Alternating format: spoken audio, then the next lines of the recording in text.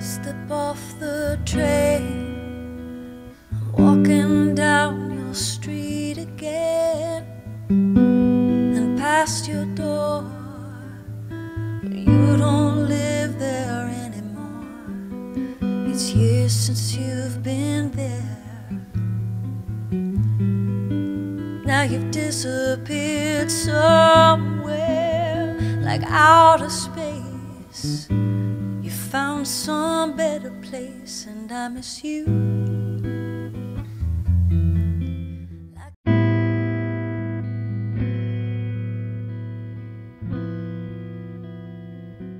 La primera novela que yo escribo es El Desolvido. Y yo ahorita, cuando estábamos conversando anteriormente, formalmente, yo abrí El Desolvido. El Desolvido está hecho de fragmentos, de un mosaico que crea una situación general. Es decir, yo no creo que eso sea una gran originalidad, eso lo han hecho muchísimos escritores. No necesariamente aquí, en otras partes, qué sé yo. Yo siento que yo necesito, es decir, no de una manera deliberada ni conceptualizada, sino empiezo, nunca he escrito a partir de un plan, siempre escribo a partir de una situación o de unos personajes. Y de golpe, después de las 3, 4, 5 primeras páginas, que las trabajo al infinito, se va creando, digamos, el diseño de lo que es la novela, la estructura de la novela. Y yo me dejo llevar. Por ejemplo, cuando estoy escribiendo, me pongo a leer algo que he escrito, las 2 páginas que he escrito antes, y no puedo con esas páginas. Yo no siento que soy yo, que no siento que es mi lenguaje, mi yo escritural, porque hay un yo empírico, que es el yo psicológico, como decía Proust. Son 2 cosas diferentes. El yo del escritor es otro tipo de yo. Hasta que yo no veo que en lo que he escrito está ese narrador que yo he construido, no me siento a gusto. A mí me pasó que yo tuve que releer 30 años después El Desolvido, la primera novela, porque había que la editaron por segunda vez. La editora era Estela Ganchul. Yo estuve en su apartamento, en su oficina, me empecé a leer con un susto grandísimo. Y cuando terminé de leerla, le dije, me encantó. ¿Por qué? Porque no la leí como si fuera de otra persona. En eso sentía. La otra noche abrí uno de los libros míos de ensayo y empecé a leer un ensayo que yo no lo recordaba, pero para nada. Y esto lo escribí yo, fui yo. Yo creo que el lenguaje lo arrastra, lo lleva a uno. Yo creo que el inconsciente juega un papel importante. Detrás del inconsciente que está, no es un inconsciente de tabula rasa.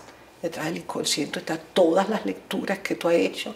Está tu padre, está tu madre, está tu abuelo, todos tus ancestros, y está toda una tradición literaria, los escritores que tú has estado leyendo toda la vida, Kafka, que lees cada rato, Virginia Woolf, que me gustó siempre mucho, Thomas Mann, que me gustó, los rusos, que todavía hoy los vuelvo a leer. Por ejemplo, yo te conté que anoche hubo una fiesta y yo me desperté y tengo un libro al lado cuando me despierto para volver a coger el sueño, tengo un libro. Y el libro que estuve leyendo era Ramos Sucre. Leí 10 páginas de Ramos Sucre. Ramos Sucre es fuerte para leerlo en la madrugada, en las circunstancias y en el contexto social, político y pandémico que estamos viviendo. Me leí 10 páginas y volví a dormir. Siento que esa lectura, tal vez no estaba del todo despierta, siento que esas lecturas están allí, están siempre detrás.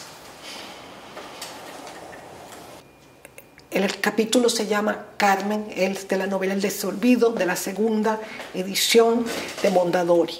Tengo 26 años, me lo repito a cada rato, cuando acaricio a mi hija, cuando leo un libro y algo me golpea, cuando en la calle algún hombre me mira. cuando me acuesto, cuando me levanto, cuando sonrío, cuando no sonrío, cuando estoy desolada y me lamento, cuando frente a la estantería me detengo y digo, le recomiendo este libro, cuando la mercancía vuelve a su sitio y sé que definitivamente esa comisión no me la he ganado. No, porque tengo 26 años y no me sale recomendar libros, ni máquinas de escribir, ni loza, ni vajillas, ni aspiradoras. Nada de lo que es vendible e inservible. Mi madre era una lavandera zamba, mi padre un campesino blanco. Yo soy una india pequeña, delgada, que conoce la ira, el odio, el desprecio, que ejerce todas las cosas terribles con una voz dulce, humilde, mantenida.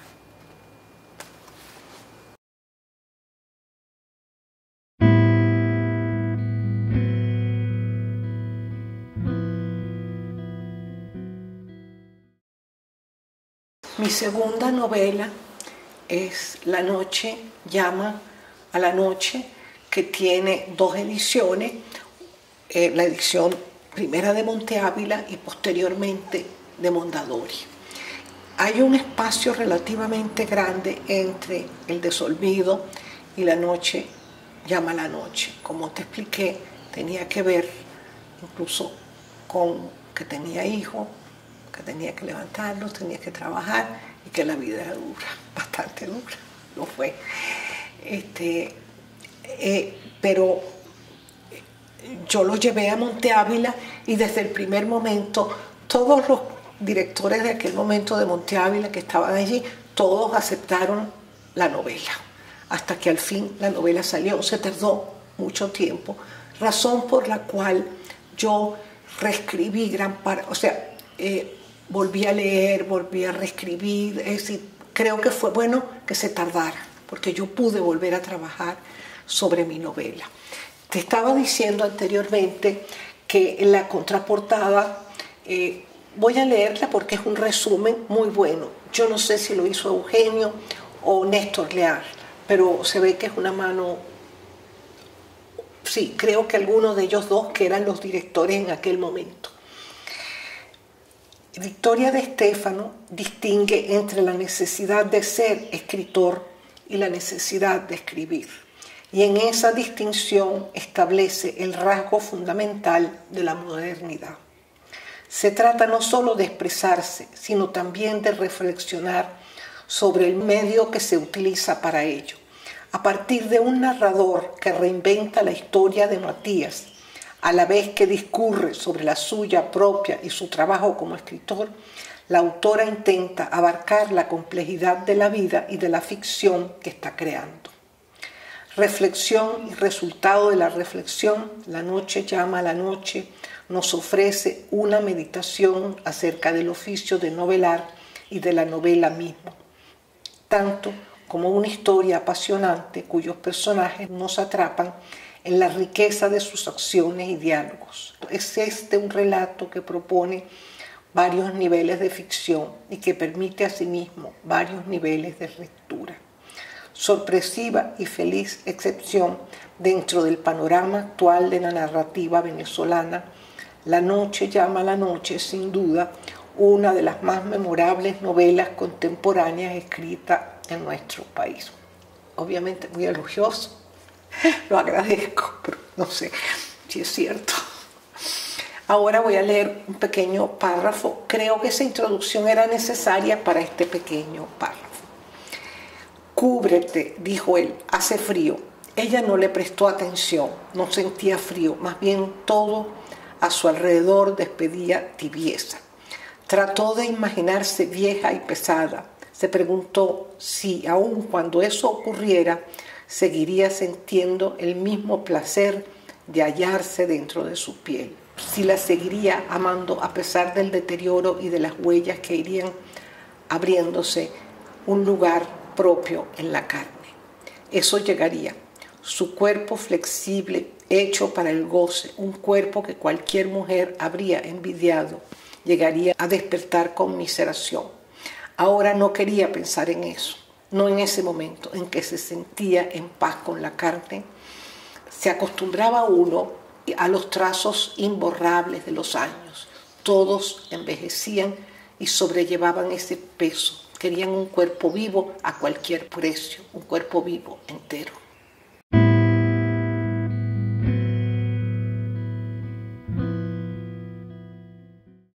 El lugar del escritor es la tercera novela.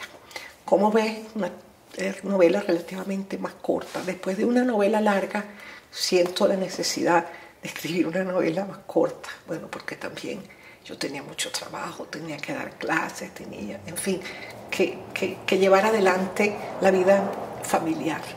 Para mí fue un gran orgullo que fueran Miguel Arroyo y Gerd Leufer, con quien yo había hecho una gran amistad, porque yo había escrito el texto para la emblemática de Leufer, que fue un libro que diseñó Álvaro Sotillo y que ganó un premio en Leipzig.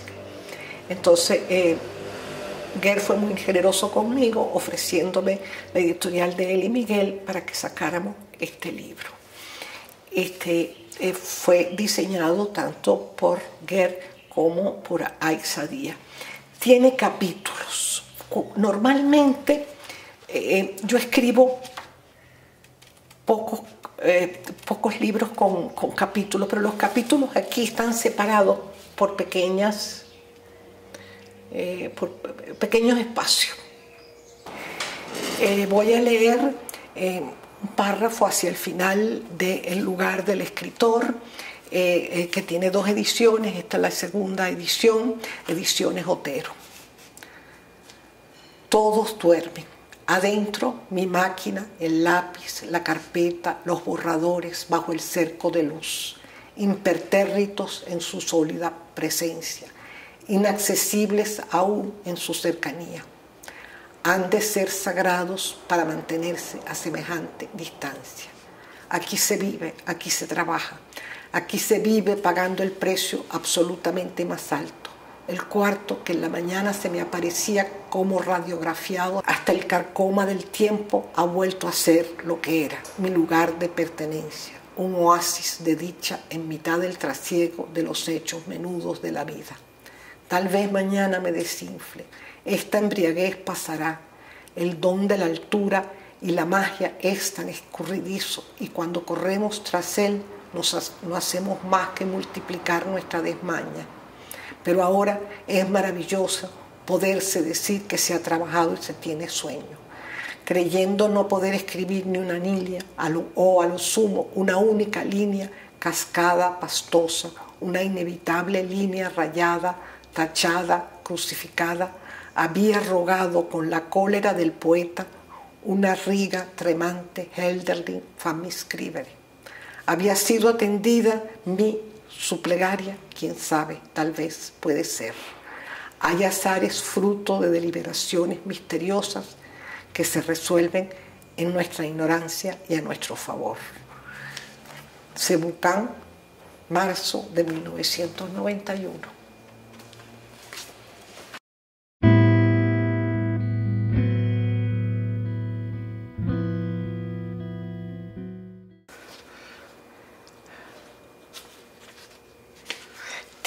La Estilete tiene un prólogo del embajador italiano Silvio Mignano y se llama Cabo de Vida por lo siguiente: en la isla de Margarita se llamaba Cabo de Vida la cuerda que mantiene al buzo unido a tierra. De tal nombre solo pueden dar testimonio los muy viejos. En una pequeña biografía o semblanza de vida de Ferdinandov, el que estuvo en Margarita, él confiaba mucho en su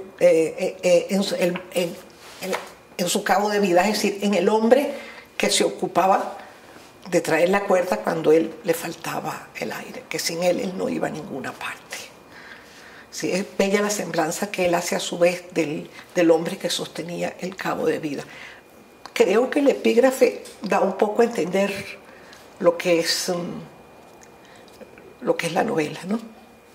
Sí, algo que trata de mantener la persona a flote.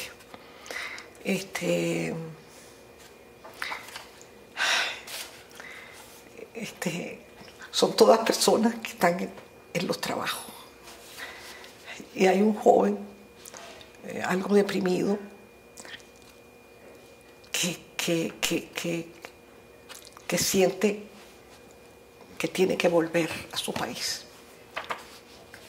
Voy a leer un pedacito. Este capítulo que voy a leer un pedacito salió publicado en el papel literario del Nacional. Es un capítulo relativamente largo, es el viaje de él de vuelta. Él se había ido con una mujer a la que él amaba, se fueron por el Pacífico. Él se tomó la vida como una vida de libertad dedicada a esa relación, y esa relación muere. Alguien me dijo que yo no explico por qué. No tengo por qué explicar. La gente se ama y se deja de amar sin explicaciones. No hay por qué. Ajá. Entonces, voy a leer. Le pareció que el barco se había detenido, que no avanzaba, que envejecía en el eterno fragor de su gemido, que se gastaba trepidando en los respiradores del infierno,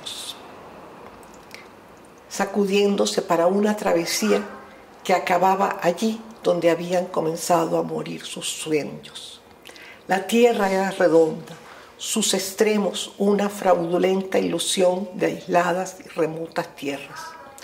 Todos los lugares conducían a las mismas viejas rutas roídas por la futilidad del retorno. Aún más, tuvo la sensación de que el barco jamás se había movido, que había permanecido atado a las catacumbas de la base marina y solo había simulado como un cadáver que flota levantar el ancla.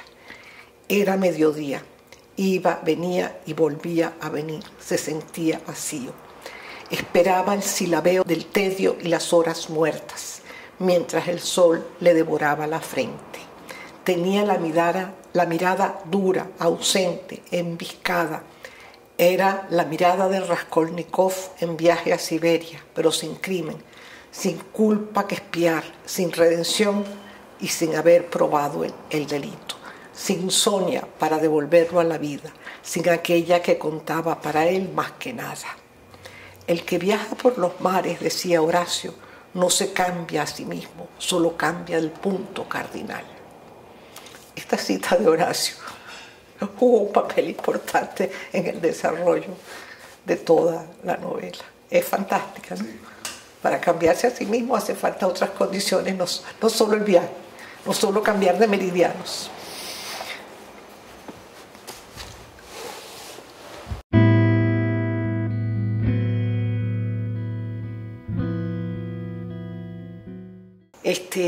Historia Marchapié tuvo un cierto pequeño difusión porque quedó finalista en el Rómulo Gallego. Yo le puse a las historias de la Marchapié, le puse mucho corazón y mucho trabajo. Y eso que creo que te había dicho antes, escribir sin pensar en nada, en nadie, a quien le guste, a quien no le guste. Algunos teóricos de la literatura dicen que el escritor se convierte en escritor y su propio lector. Eso creo que en todas las novelas lo hice. Siento que a veces cuando uno que escribe siente que el personaje está demasiado determinado por uno, que pierde algo de libertad, va por mal camino. Entonces yo traté muchas veces de, si había algo que me hacía sentir que yo estaba manipulando el personaje, lo dejaba y seguía. Es una novela, es la primera novela que escribo con la computadora. Recuerdo perfectamente que mi hijo, tuvimos que comprar la computadora porque mi hijo Rodrigo tenía que hacer su tesis de grado y necesitaba un programa especial. Él hizo su tesis de grado y un día que iba al botánico me dijo, siéntate. No, hijo mío, yo no me quiero sentar. Siéntate, mamá. Me dio unas instrucciones y se fue. Bueno, como a las 5 de la tarde yo lo llamé, ¿y ahora qué hago, hijo mío? Pincha aquí, pincha allá, pincha más allá. Guardaste. y de ahí en adelante me hizo muy feliz, ¿no? La posibilidad de uno intervenir en los párrafos, en todo, pues. Ajá. Creo que el capítulo de los cementerios no lo hubiera podido escribir si no hubiera sido que tenía la computadora y que yo navegaba mucho a través de la computadora. Como te dije, no sé si te lo dije, que tuvo cierto reconocimiento porque quedó finalista en el Rómulo Gallego. No solo yo, eran 4 o 5 que quedamos finalistas.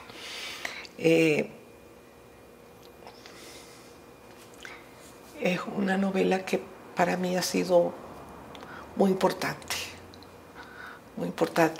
en que me ayudó a afinar todavía más mi estilo, a tomarme más libertades, a sentirme más libre.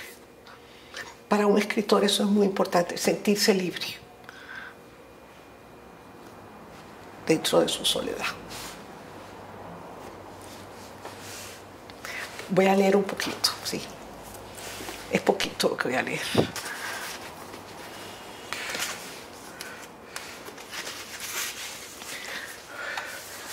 Cuando jóvenes, qué pródigos y simples somos en la ignorancia de los tiempos que vendrán. La vida joven no cese de jugar y la naturaleza indiferente brille en su esplendor eterno, dice Pushkin en unos versos. La juventud y la naturaleza, dos cosas que son la misma cosa y que se desdeñan mutuamente. Dos cosas que no dependen de ningún arbitrio, que tienen su propio e indesviable curso en el lecho de sus respectivos ríos. Las estaciones pasan, las estaciones vuelven. Una y otra vez, alternativamente vienen y pasan, en el sentido clásico de los eternos ciclos, en la infinitud de su inmutable y perfecta armonía. Las estaciones son eternas en su tránsito, la juventud también como estación de vida, pero la nuestra pasa y no vuelve. Se enciende aquí, se apaga más adelante, con esa temporalidad que es casi nada para la naturaleza y que lo es todo para nosotros. Juventud, hermosa palabra, no hay nostalgia.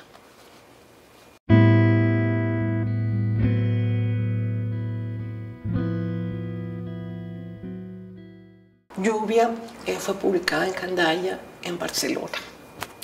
Anteriormente había sido publicada por Todman, pero la edición de Candaya es una edición un poquito más larga. Eso le pasa a veces a los escritores que escriben un libro y después sienten la necesidad de seguir trabajando. No es una cosa extraordinaria, es una cosa relativamente, en algunos escritores, relativamente corriente, frecuente.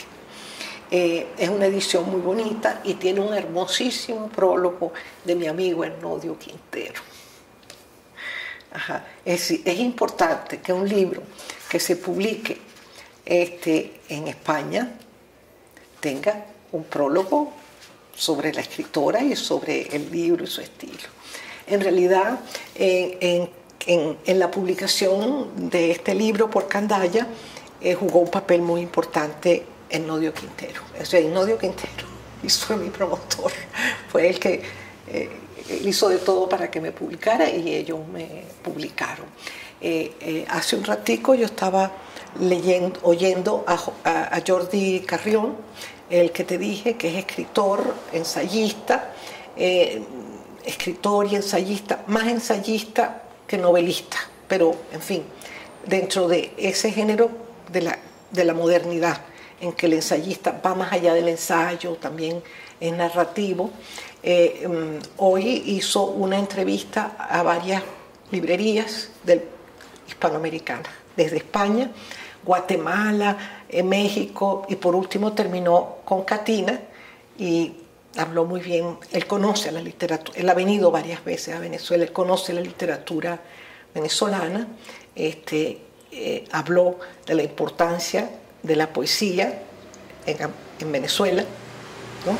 Con Catina, del trabajo de Catina, de promoción también, y entonces allí nombró a los dos escritores que ha publicado en España. Victoria y Etnodio, pero Etnodio ha sido publicado en Atalanta, que es una gran editorial, ¿sí? No solo en Candaya, sino en otras editoriales españolas, y es muy leído y es un escritor de primera. ¿Qué iba a leer en lluvia? Bueno, como dice el título, hay una gran lluvia. El personaje es un homenaje a Clarice Lispector, la gran escritora brasilera.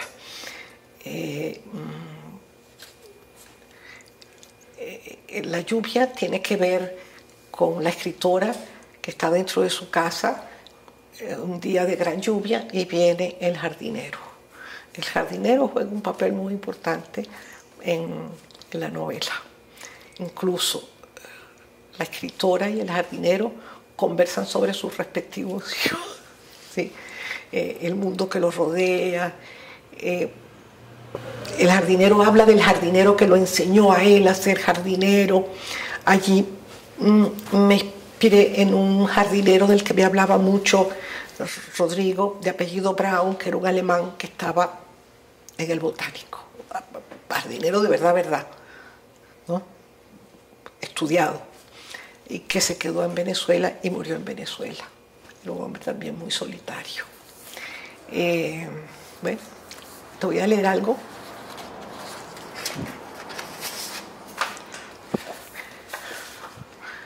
Los finales son más fáciles de leer.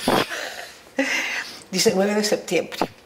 Acuérdate que yo trabajo mucho con los diarios, ¿sí?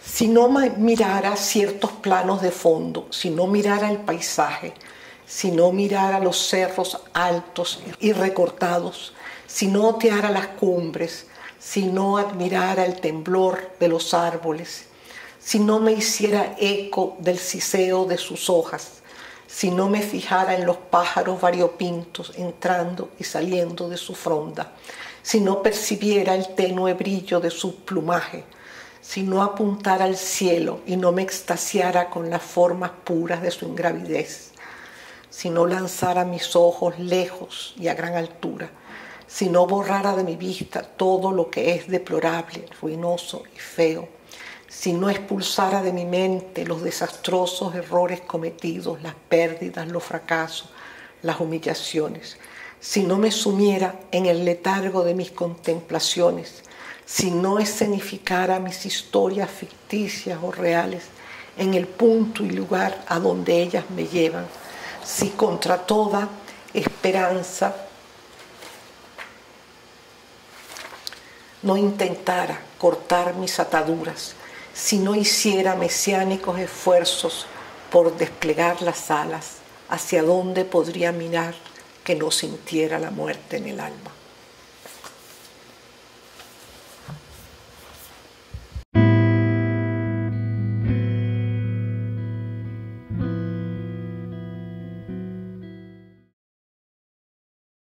Este libro fue publicado, Pedir demasiado, ven que es un libro más pequeño, más, de un cierto modo más minimalista, porque entre una novela larga hipoteca varios años de la vida. Aquí viene esta lluvia, que no es tan pequeña, y anteriormente estaba Historias de la marcha a pie. Este libro fue publicado por la Fundación Vigo, que dirigía en aquel momento Antonio López Ortega. En esta colección también salió un libro, Papiros amorosos, de Eugenio Montejo, de Muerte lenta, de Lisa Lerner, y este libro mío que se llama Pedir demasiado. Tú ves el bello diseño. Sí, esta es una instalación de mi amigo Roberto Obregón. Estas ediciones, bueno, estaban a cargo de Valesca Belisario. Entre Valesca y yo llegamos a porque Valesca también era muy amiga y admiraba mucho la obra de Roberto Obregón. Es un diseño precioso. Pedir demasiado, hay una canción de las Beatles que se llama Pedir demasiado. Se vino de ahí. Ajá. Es porque es un padre que que tiene una hija, que tiene una pequeña tienda, que es una papelería, librería, un hombre sencillo, cuya vida ha sido un poco difícil, porque no se entiende bien si él enviuda o la mujer lo deja. Pero está eso allí. Y es un hombre con grandes intereses intelectuales, le gusta aprender idiomas, quiere lo mejor para su hija. Entonces su hija tiene un novio, él está muy contento pensando que su hija tiene un novio que la ama, y el novio muere ahogado. Eso también, bueno, viene de una anécdota de la vida real, y entonces él quiere a toda costa que venga algo a levantarle el ánimo a su hijo, otra relación amorosa. Hay un tipo que va con frecuencia a esta papelería, librería que él regenta, y él le cae muy bien el tipo, le parece un tipo valioso, un tipo, si se enamorara de su hija. Entonces va fantaseando la posibilidad de sacar a su hija del dolor que está sufriendo. Voy a leer algo. Voy a fijarme bien, pues no vaya a ser que sea algo...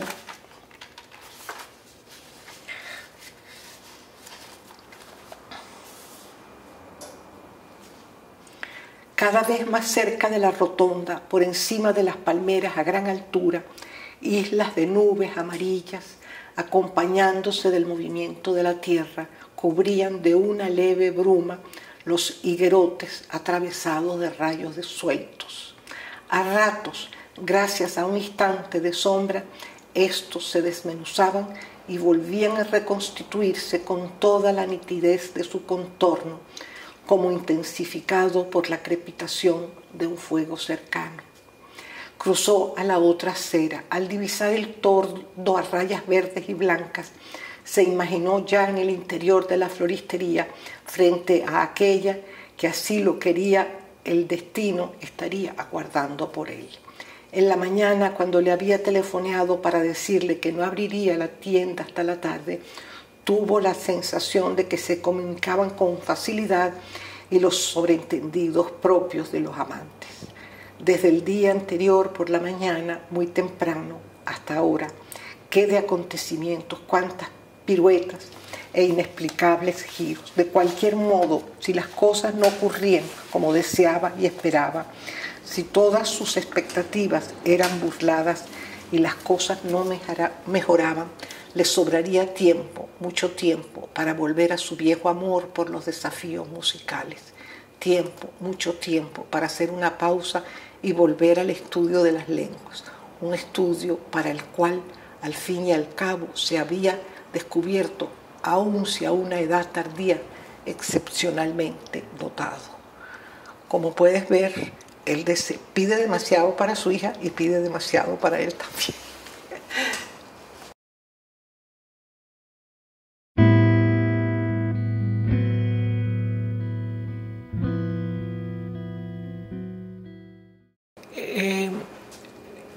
Paleografías es mi penúltima novela.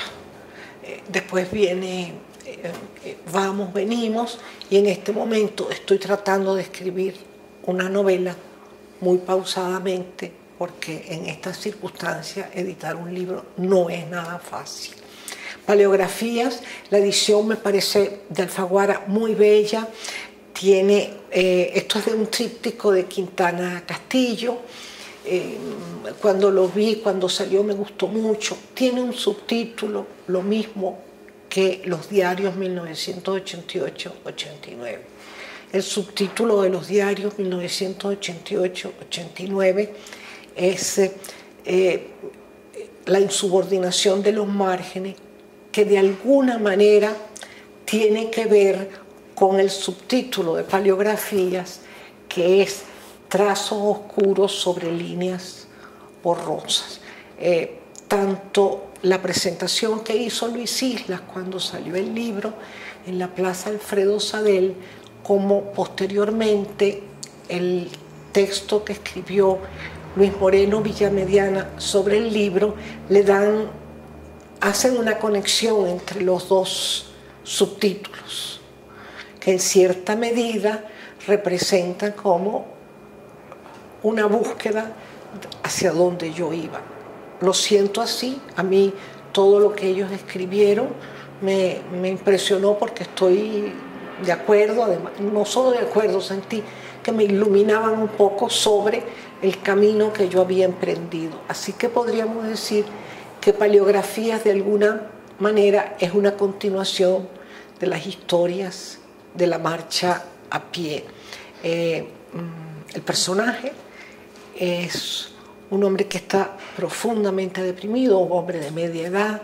El médico, en las recomendaciones que le da, le dice que trate de buscar un descanso, de ir a un sitio ideal, una playa, y él va a la playa. En esa playa se produce,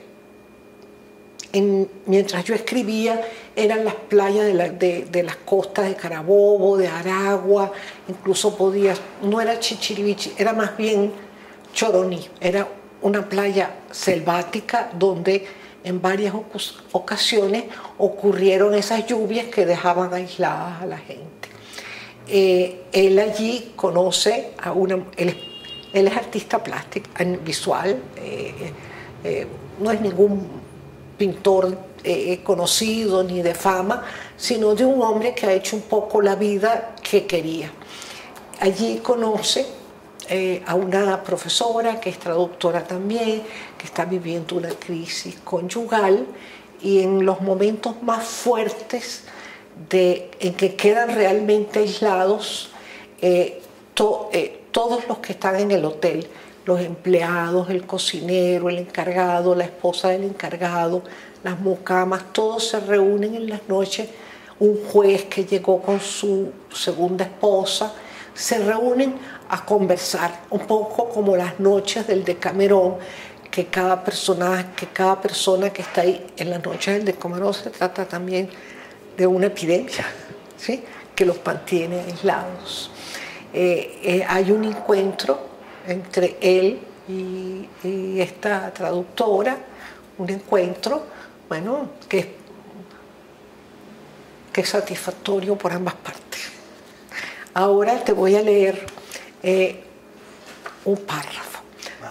Es un párrafo largo, es un párrafo relativamente largo. A costa de un ingente esfuerzo lograba concentrarse en los primeros párrafos, pero pasados esos primeros párrafos apenas si podía recordar el humor, los acentos, las sonoridades y mucho menos la dirección y el sentido de lo que había estado leyendo. Las letras volaban por encima de las palabras y su mente, ajena al desplazamiento de sus ojos, comenzaba a darle voz al resonante eco de un horrísono infierno de frases y jirones de frases. ¿Cómo era que vivía la gente? ¿Cómo era que insistían en seguir viviendo? ¿Por qué ese necio porfiar y porfiar por una vida que no había pedido? ¿Cómo era posible sin desear para sí la muerte? Entonces arrojaba el libro, se ponía la chaqueta, agarraba las llaves y salía a la calle sin destino preciso. Pero afuera, a donde fuese, siempre mirando arriba, jamás atrás ni a los costados. Era eso lo que estaba precisando, no perder de vista las nubes que se apelotonaban, las nubes que se disgregaban, las nubes que descendían rápidas o sobrias y gradualmente lentas.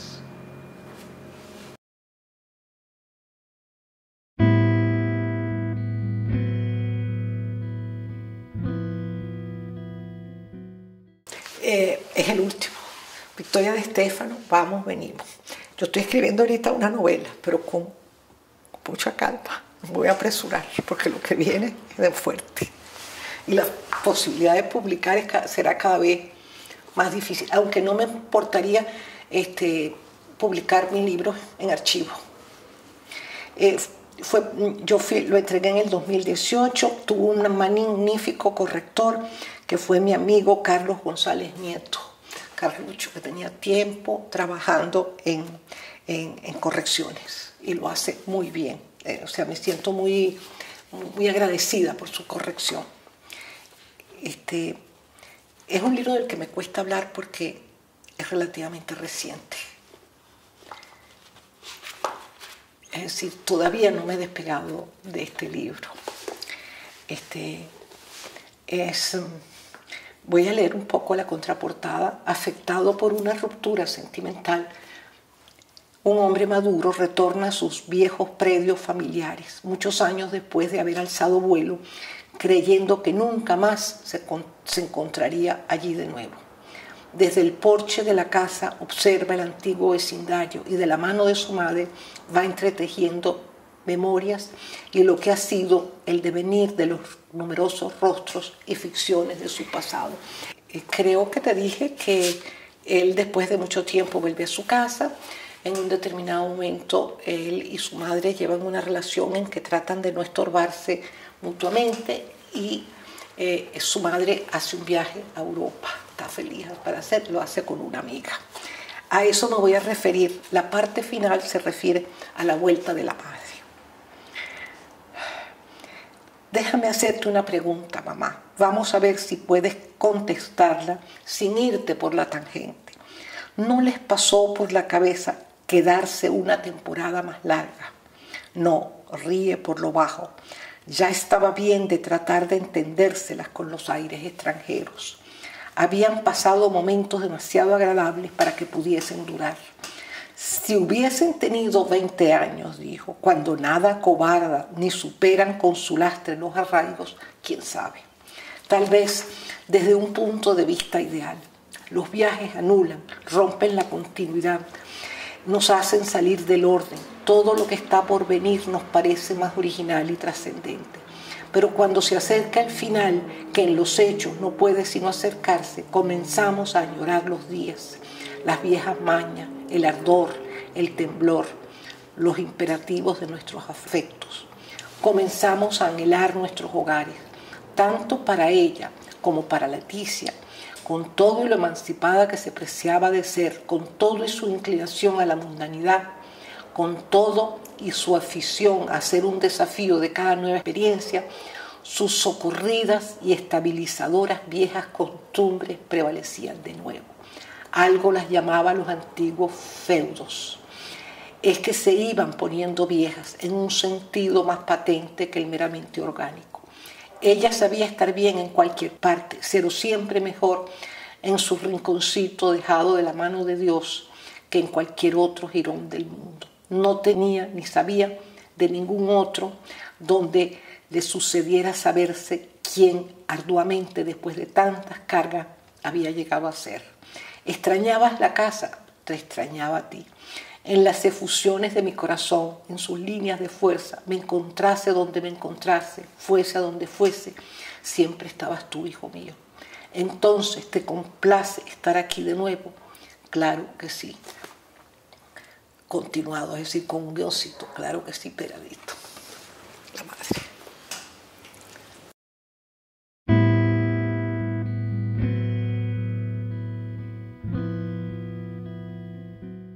Después vienen mis diarios, que, mejor dicho, los diarios los voy escribiendo desde el 88, pero lo puedo escribir, lo puedo publicar con el estilete, que se lo agradezco, en 2016. Los diarios tienen algo importante, ¿sí? Que tiene un slash o un punto y coma, un subtítulo, que se llama La insubordinación de los márgenes. Piensa el significado de la insubordinación de los márgenes. Es un poco eso que tú decías, empieza una historia, se va por aquí, se va por acá. Es como si tú estuvieras escribiendo, muchos escritores lo han hecho. Edgar Allan Poe era el maestro de los márgenes, escribía y después escribía en los márgenes. Es decir, yo sentía que yo escribía y escribía como cosas al margen, esas ramas desprendidas, y quise introducirlas de nuevo en las novelas. Es decir, aquello que te decía al principio, que yo empezaba de una manera aleatoria y después aquello se convertía en algo, en un procedimiento, en una técnica que a mí me interesaba incidir en ella. O sea, tenía conciencia de lo que yo estaba haciendo. Ese subtítulo de la insubordinación de la imagen me gusta mucho, porque jugó un papel muy importante a lo largo de todas mis novelas.